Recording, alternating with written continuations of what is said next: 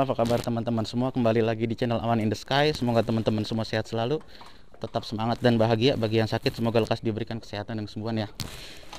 Ya teman-teman nih, hari ini kita lagi mau berangkat. Kita nyalain dulu motor kita dengan diselah dulu sebelum berangkat.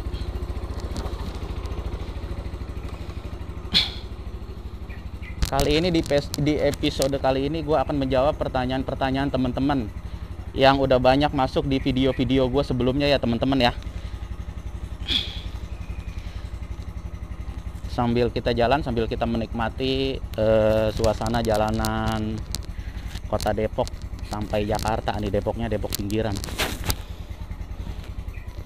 Oke baik, kita berangkat nih teman-teman nih. Nggak usah lama-lama manasin motor. Oke, sekarang kita berangkat dan nanti kita maksudnya gue akan menjawab pertanyaan dari teman-teman semua yang udah masuk di kolom komentar video-video gue ya. Semoga ini bisa menjawab keraguan teman-teman dalam setiap video-video yang gue tayangkan. Oke, nah kita keluar dulu nih, ini udah nyampe. Biasa rumah gua nih seperti perbukitan naik turun, belok-belok. Ya. Kita keluar dulu, nanti sampai keluar jalan raya. Ya, biasa. Kita berada di Desa Limo nih teman-teman. Desa Limo, Kota Depok. Karena gua tinggal di Limo nih. Mungkin teman-teman penonton ada yang tahu mungkin daerah sini, atau mungkin ada yang tinggal di dekat sini. Nah, seperti biasa kita keluar dulu. Nanti di jalan kita sambil ngobrol-ngobrol, gua akan jawab pertanyaan teman-teman semua yang udah masuk di kolom komentar.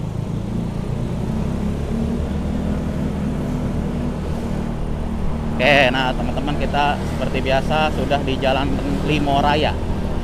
Udah keluar dari gang nih.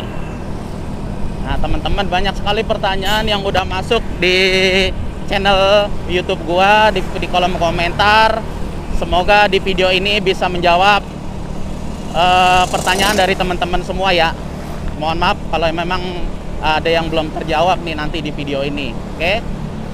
Nah, sebelumnya gue mau mengucapkan terima kasih kepada teman-teman semua yang udah mensubscribe video gue. Mungkin ada teman-teman mungkin yang baru mampir, bisa silakan di subscribe dulu, karena subscribe itu gratis teman-teman, supaya gue bisa semangat lagi membuat video-video yang mudah-mudahan bisa menghibur teman-teman semua, bisa menambah informasi buat kita.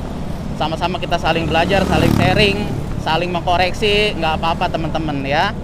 Oke, nah teman-teman, ada beberapa komentar di video gua yang episode itu tuh apa ya, Pantai Kampas Ganda gitu loh ya. Banyak sekali komentar seperti itu di episode Pantai Kampas Ganda di motor Mio gua. Oke, waktu itu jadi gua bikin video di motor Mio gua ini, gua buat kampas ganda bikinan. Banyak pertanyaan yang masuk, di lem pakai lem apa bang? Nah, tuh pertanyaan satu tuh yang masuk, di lem pakai lem apa bang? Jujur aja nih teman-teman ya, gua itu ngelemnya itu pakai lem besi teman-teman. Lem besi yang merek Dexton yang warnanya hitam putih ya. Mungkin teman-teman tahu lah, pasti di daerah teman-teman atau di kota teman-teman pasti ada loh yang jual lem Dexton warna hitam putih itu. Banyak kok, banyak sekali kita temukan. Bisa kita temukan di bengkel-bengkel motor atau di material juga biasanya jual. Jadi lem Dexton yang hitam putih. Nah kemudian yang kedua, ada lagi pertanyaan, kuat nggak bang pakai lem gituan, lem hitam putih? Jujur aja ya teman-teman ya, sepengalaman yang gua rasakan untuk di motor Mio spek 54 ya. Sekali lagi, untuk di motor Mio di spek 54 nih, kebetulan motor gua udah oversize 54 ya, udah pakai Mio XB pistonnya dengan spesifikasi mesin seperti itu sampai sekarang sih gua pakai kuat-kuat aja teman-teman, aman-aman aja gitu, alhamdulillah. Ya udah setahun, hampir setahun dari semenjak gua bikin video itu gitu loh. Jadi sampai sekarang nih masih gua pakai gitu, kampas kopling Pantekan dengan lem lem Dexton hitam putih. Sampai sekarang masih kuat. Dan gua ini motor gua pakai setiap hari teman-teman. Ya, gua pakai setiap hari, bahkan sering boncengan, boncengin anak, boncengin istri. Jadi kecepatan tertentu juga gua berapa kali sering ngebut. Alhamdulillah kuat-kuat aja teman-teman. Ya, bahkan gua pakai untuk ngojek sehari-hari karena kebetulan juga gua nyambi sebagai ojol juga. Ketika pada saat gua ngojol tuh bisa sehari bisa sampai 150 km teman-teman jarak yang gua tempuh. Gitu. Dari pagi sampai malam tuh. Alhamdulillah kuat-kuat aja gitu loh sampai sekarang, ya. Nah, tapi dengan catatan itu gua pasang di motor Mio dengan kapasitas piston yang sudah gua rubah menjadi 54 ya. Mungkin kalau teman-teman menyamakan gitu dengan motor teman-teman mungkin yang speknya udah ekstrim atau yang pistonnya udah besar atau buat misalnya buat di motor yang cc-nya di atas 150 atau motor-motor matic yang besar gitu ya, bisa dibilang lah itu gue belum pernah nyoba gitu teman-teman, jujur aja. Jadi gue nggak bisa menjamin kalau untuk di motor-motor tersebut. Nah, gue hanya menceritakan di sini di motor yang gue pakai di motor Mio dengan spek 54 teman-teman, ya, dengan spek 54. Alhamdulillah sih kuat gitu loh, ya, kuat untuk gue pakai harian setiap hari. Yang penting dengan catatan teman-teman ngelemnya komposisinya pas, ya, ngelemnya tuh komposisinya pas, kemudian dan rapet gitu teman-teman. Ya, ketika pada saat ngelem. Maka dari itu kan pada saat ngelem sepatu kampas dengan kulitnya itu harus rapet, ya. Jadi itu poinnya gitu loh. Kalau dia renggang, dia ada celah, nah itu bisa kemungkinan juga akan copot, gitu, ya. Dan kemudian teman-teman jangan sekali-sekali mencoba ngelem pakai lem Korea, ya. Tahu kan lem Korea, lem besi yang warnanya bening gitu, yang ditetes gitu, jangan sekali-sekali pakai itu. Karena itu nggak kuat teman-teman, dia tidak tahan panas, tidak kuat. Karena gue udah pernah nyoba juga pakai itu. Maka dari itu sebelum gue buat video tuh, gue udah nyoba gitu loh, ya. Gue udah nyoba, maka dari itu gue beranikan diri untuk membuat konten tersebut, ya. Nah, jangan sekali-sekali pakai lem Korea. Lem Korea itu seperti lem power glue gitu teman-teman modelnya. Itu nggak kuat teman-teman. Jujur aja karena gue pernah nyoba gitu. Waktu itu gue mantek kampas ganda dan kampas rem pakai lem itu nggak kuat. Maka dari itu gue nggak berani membuat kampas Pantekan dengan menggunakan lem tersebut karena gue udah nyoba, pernah copot gitu kampasnya. Oke. Jadi itu teman-teman, itu di video yang Pantek kampas ganda tuh. Memang sih banyak teman-teman juga yang ngasih pendapat yang udah pernah nyoba dengan kampas Pantekan sendiri itu rasanya enak, rasanya apa ya, tarikannya lebih responsif gitu kira-kira. Memang yang gua rasakan juga seperti itu teman-teman. Tarikannya lebih responsif, enak, seperti di motor gue sekarang ini, ya. Jadi itu di video yang kampas ganda tuh teman-teman. Nah, ada juga memang teman-teman yang minta bikinin, yang banyak, yang beberapa orang WA gua, "Bang, bisa nggak dibikinin gitu? Nanti sepatunya dari saya," kata gitu. Waduh, jujur aja teman-teman, kalau untuk bikinin karena gue ini sebenarnya hanya penikmat saja, gue hanya pemakai pribadi gitu loh. Kalau memang teman-teman mau bikin, teman-teman bisa bikin sendiri aja, kebetulan gua ada bahan kampasnya. Kalau untuk bikinin jujur aja gua nggak bisa teman-teman, kalau untuk bikinin teman-teman gitu ya, gitu loh. Karena gua hanya pengguna pribadi aja, gua bukan bengkel gitu. Mohon maaf banget, bukannya sombong, bukannya menolak rezeki gitu teman-teman ya. Karena gue juga pengen teman-teman belajar, gue juga pengen teman-teman bisa dan bisa memanfaatkan waktu luang teman-teman, mungkin bisa buat utak-utik gitu. Jadi seperti itu teman-teman ya, gue mohon maaf. Jadi itu teman-teman ya.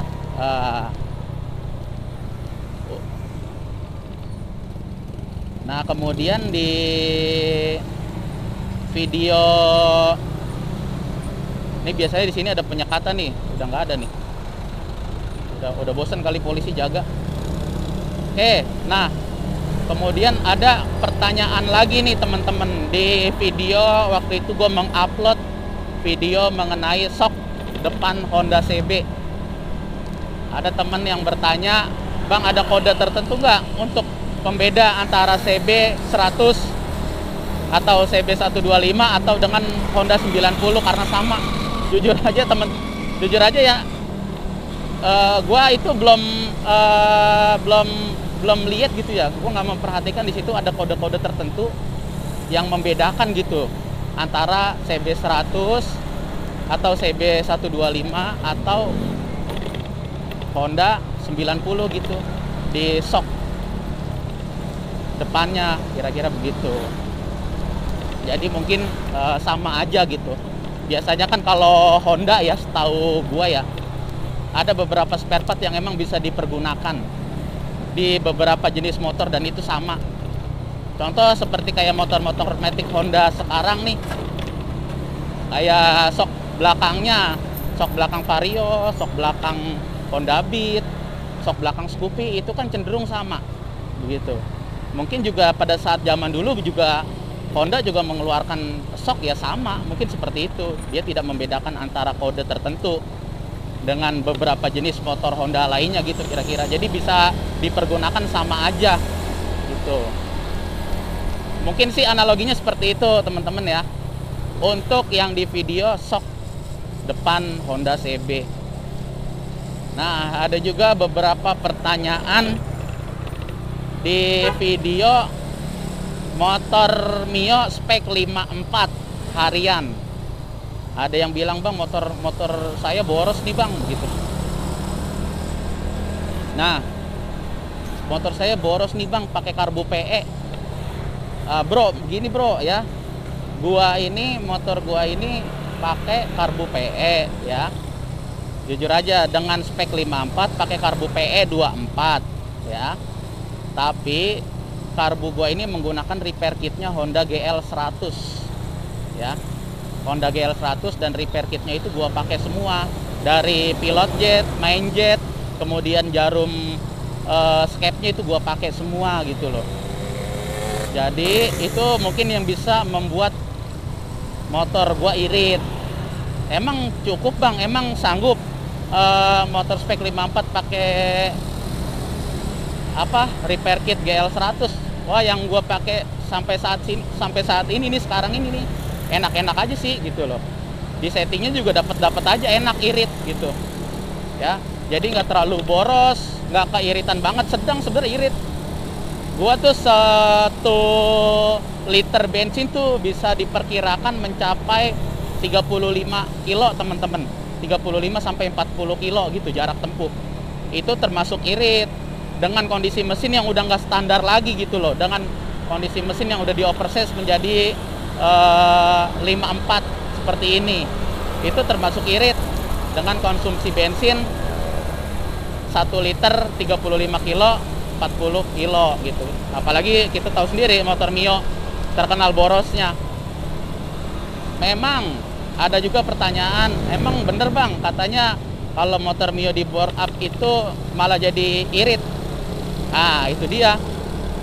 Yang gua rasain sih jujur aja ya teman-teman ya, ini motor gua justru ketika pada saat gua bore up lebih irit gitu.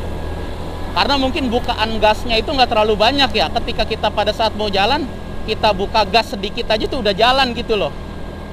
Jadi nggak pakai ngeden dulu. Mungkin kalau di mesin standar kan harus ngeden dulu tuh. Nah, pada saat mesin ngeden dulu itulah yang mungkin konsumsi bensinnya itu banyak terbuang gitu loh. Namun ketika pada saat sudah di bore up, teman-teman buka gas sedikit aja dia udah jalan, udah ngacir. Jadi itu mungkin yang bisa bikin irit ya, mungkin ya. Ini hanya pendapat awam gua aja mungkin gitu. Karena gua kan hanya pemakai, penikmat gitu. Meskipun sedikit-sedikit ya gua sering ngoprek-ngoprek di rumah, sering bereksperimen gitu kira-kira. Ya, jadi itu untuk motor Mio spek 54 harian ya. Ini gue pakai harian nih, spek 54. Udah hampir, gue tuh ganti piston tuh udah hampir 2 tahun temen-temen. Ya, ganti piston dengan menggunakan Mio XB diameter 54. Udah hampir 2 tahun gue pakai. Alhamdulillah sih sampai sekarang awet-awet aja. Gue pakai setiap hari ini motor untuk mobilitas gue hari-hari. Gitu. Jadi itu mungkin teman-teman. Nah, itu yang bisa gua jawab di beberapa video gua. Nah, semoga itu bisa menjawab kegundahan atau keraguan teman-teman terhadap tayangan atau video yang gua tampilkan gitu ya kira-kira ya. Sengaja gue menjawab video teman-teman sambil jalan seperti ini karena kalau sambil jalan begini kan enak, kita menikmati perjalanan juga gitu. Mungkin teman-teman di rumah yang lagi rebahan kan bisa sembari melihat-lihat jalan gitu, atau mengobati rasa kangen teman-teman untuk naik motor. Mungkin ada teman-teman yang lagi isolasi mandiri di rumah nih dalam keadaan seperti ini, belum bisa naik motor kemana-mana. Nah, kan enak nih sambil ngeliat video gua naik motor, bisa mengobati rasa kangen teman-teman dalam berkendara, mungkin kira-kira begitu ya. Ini kita ada di daerah Adiaksa nih teman-teman. Adiaksa, Lebak Bulus, Jakarta Selatan. Mungkin teman-teman yang tinggal di Jakarta atau Jakarta Selatan pasti tahu lah daerah sini, pasti tahu. Mungkin teman-teman yang ada di luar daerah atau di kota lain ya biar tahu lah wilayah sini seperti apa.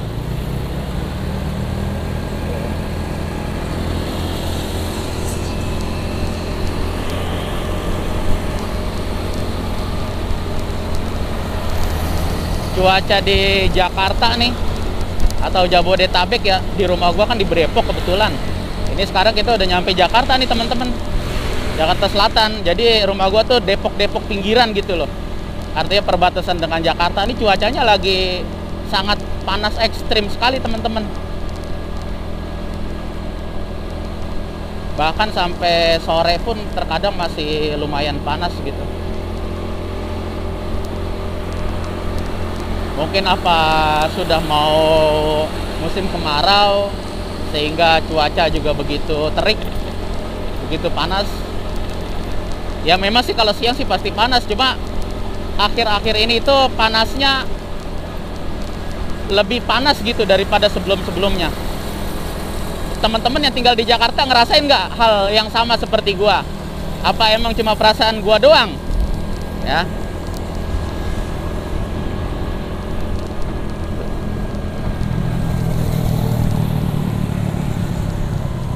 Di atas nih ada jalanan MRT nih, ini MRT yang baru jadi nih, MRT yang menuju Lebak Bulus. Di atas gua nih ada jalanan MRT yang baru jadi. Di Lebak Bulus tuh dulu terkenal dengan terminal bisnya, ada sama stadion, ada stadion bola gitu. Tapi stadionnya udah digusur karena untuk jadi stasiun MRT, tempat parkiran MRT. Diponya mungkin gitu ya, sehingga terminal bisnya itu pindah menjadi terminal-terminal bayangan atau menjadi agen-agen kecil,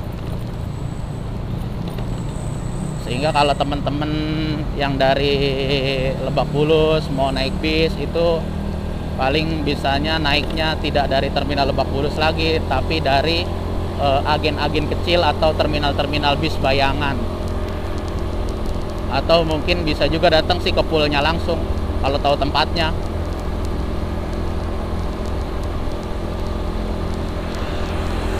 Nah, ini kita sekarang ada di Jalan TB Simatupang nih teman-teman.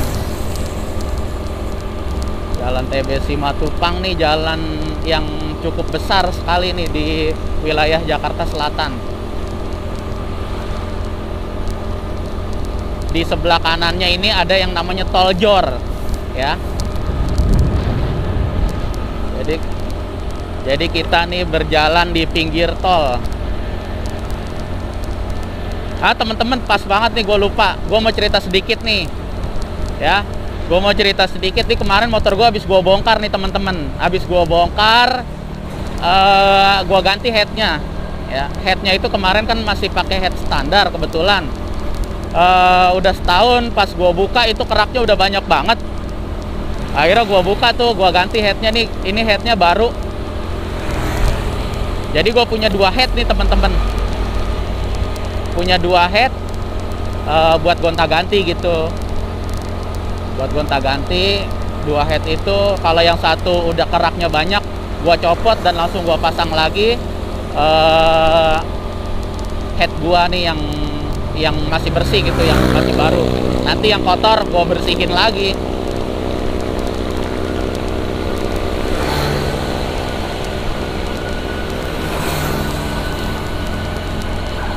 Nanti mungkin di video selanjutnya gue kasih tahu temen-temen seberapa tebel keraknya. Ini motor udah hampir, kemarin tuh terakhir gue buka headnya, gue bersihin ya. Memang kan harus dibersihin ya, minimal setahun sekali lah untuk pemakaian harian. Jadi kemarin pas banget genep setahun itu headnya gue buka teman-teman, karena ini gue pakai setiap hari. Headnya gue buka, keraknya tuh pas gua buka tuh udah banyak banget, udah tebel banget. Mungkin udah kotor, udah saking lamanya sering dipakai, jadi banyak kerak hitam-hitam gitu. Ya wajar lah, motor udah setahun dipakai setiap hari dengan jarak tempuh yang tidak sedikit ya, setiap harinya ketika dipakai gitu. Sehingga keraknya pasti banyak.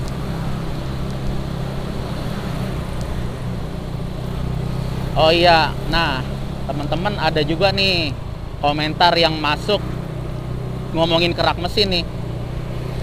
Komentar yang masuk, Bang, bisa nggak bersihin kerak mesin nggak pakai turun mesin? Ya banyak sih sebenarnya bisa. Kalau bersihin kerak mesin nggak pakai turun mesin itu sebenarnya bisa aja, tapi itu sangat beresiko sekali kalau kita tidak turunin mesinnya. Memang ada beberapa cairan bahkan yang dimasukin ke lubang busi atau disemprot langsung di karburator sehingga nanti keluar asap putih seperti itu dan membersihkan kerak headnya. Memang mungkin bisa ya, tapi itu sangat beresiko. Kenapa? Karena kotorannya itu akan terbuang melalui mesin. Dia tidak terbuang langsung keluar, melainkan dia akan bergesekan dengan piston, teman-teman. Nah, itu yang akan membuat piston, nanti dinding piston tidak awet. Kalau teman-teman menggunakan cairan itu tersebut langsung dimasukkan ke mesin pada saat hidup gitu. Jadi sangat beresiko sekali. Lebih baik kalau mau bersihin mesin tetap dipakai cairan pembersihnya, namun dibuka aja. Jadi teman-teman buka mesinnya. Mungkin kalau bersihin pakai bensin kan agak susah. Ya, kalau kadang-kadang kalau pakai cairan pembersih itu keraknya cepet gampang dikerok, gampang dibersihin. Pakai kawas pun bisa bersih. Gitu. Jadi jangan langsung dimasukin ke mesin pada saat hidup. Ya. Itu sangat beresiko sekali untuk umur piston teman-teman ya. Takutnya pistonnya baret. Jadi kotoran-kotoran yang rontok itu dari head itu dia tidak tidak hilang. Kotoran-kotorannya itu copot, tapi keluarnya melalui pergesekan antar piston, sehingga dia ngebul ke belakang. Nah itu kan pergesekannya itu yang bahaya. Masa piston menggesek kotoran, itu kan bisa mempengaruhi umur piston, kalau pistonnya lecet gitu. Jadi itu tidak gua anjurkan ya, itu menurut pendapat gua ya. Ya semoga ini pendapat ini logis nih buat temen-temen, sehingga teman-teman bisa terima gitu ya. Tapi terserah sih, setiap orang kan punya pendapat masing-masing ya. Jadi gua nggak bisa maksain, itu sih pendapat gua. Bang Malik, Pak ya. Jadi itu sih pendapat gua tuh, kalau untuk pembersihan mesin lebih baik dibuka aja. Kan nggak apa-apa dibuka, kan nggak lama ngebuka mesin, hanya untuk membersihkan pistonnya, membersihkan piston dan headnya begitu teman-teman ya. Oke teman-teman, kita udah nyampe. Jadi mungkin sampai di sini video gua. Semoga teman-teman semua sehat selalu. Terima kasih yang sudah menonton, yang sudah memberikan like atau yang sudah mensubscribe video gua kali ini. Semoga teman-teman semua sehat selalu, tetap semangat dan selalu bahagia ya teman-teman ya. Semoga bisa terjawab semua. Mohon maaf apabila ada pertanyaan-pertanyaan yang belum bisa terjawab. Nanti akan gua jawab di sesi selanjutnya atau di video-video nanti yang akan datang. Terima kasih ya teman-teman ya. Oke.